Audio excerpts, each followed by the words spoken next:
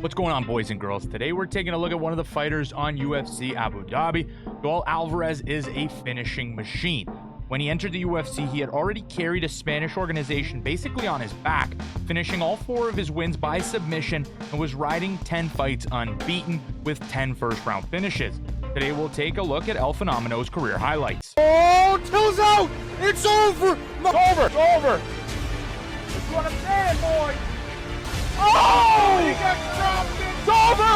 It's over! Munoz! Oh my God! Alvarez fought almost the entirety of his career in Spain, early on fighting regionally before taking a big step up to a Russian organization in M1 Global. The 5-0 Alvarez was matched up against Ali Abdulkalia, who is actually on the radar for the UFC, now being 15-2 in his career, but nonetheless he was only 1-0 at the time, but had amateur experience in the Russian Cups in 2014, so the experience was near even though there was a big discrepancy in their pro records, and Ali would come out and finish Alvarez in under a minute with a spinning back kick.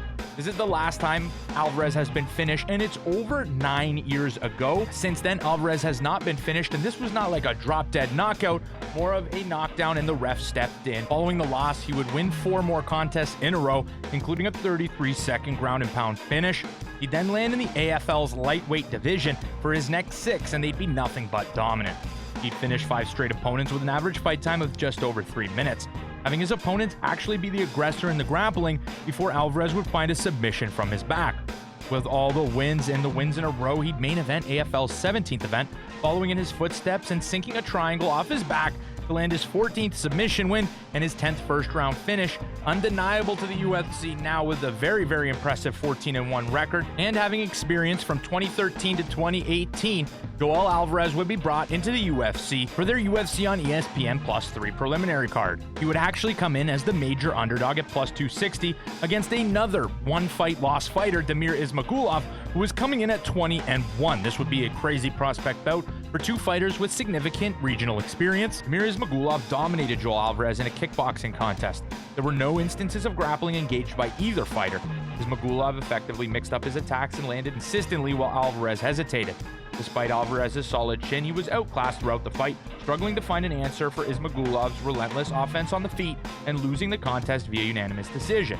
The disappointing UFC debut snapping his 10-fight unbeaten streak, but giving him an idea of the level opponent he'd be taking on in the Ultimate Fighting Championship. And with this experience, he would go on a remarkable run of wins. He'd finished 3 straight UFC opponents with a combined record of 68-22, finishing 3 of them in the first round and 1 of them in the second round. He did have some weight misses coming in 2020 and 2021. He would miss weight by a significant margin. He has since got that under control, but it is something that was worrisome at the time. Nonetheless, he finished Danilo Belluardo via ground and pound, and then Joe Duffy with a guillotine choke. Then he took on Alexander Yakovlev and finished him via armbar in the first round, and then Thiago Moises first round via TKO. This would also see 2 out of 4 finishes via TKO, which he had not seen in his regional career. And at this point, he would match up with another rising prospect, a significant prospect. Let me know if you know his name. Arman Tsarukyan. The 2 great fighters, Joel Alvarez at 19-2, 17-2. Arman Tsarukyan would match up on the main card of a UFC fight night, and Arman Tsarukyan would put a stamp on the performance. In an entirely grappling showcase, Arman Tsarukyan would land the takedown, and Alvarez would not find a submission, getting himself on his back, and Arman would never give up position, landing a brutal elbow that would cut Alvarez open, and the fight looked like it was going to be stopped before it went into the second round due to the cut. However, Arman Tsarukyan took 1 more round of takedown and ground and pound to put Joel Alvarez away, and again snap a nice UFC win streak after his debut loss. He bounced back again against Mark Kessie with a Darce choke, and that's where it leaves us now. Joel Alvarez can put together a serious win streak. If he builds his stand-up and continues to find submissions the way that he does, I think he's going to be a very dangerous fighter in the UFC. But that'll do it for today's video, guys. If you enjoyed, remember to smash that like button and subscribe to Combat Sports Central, and I will see you in the next one.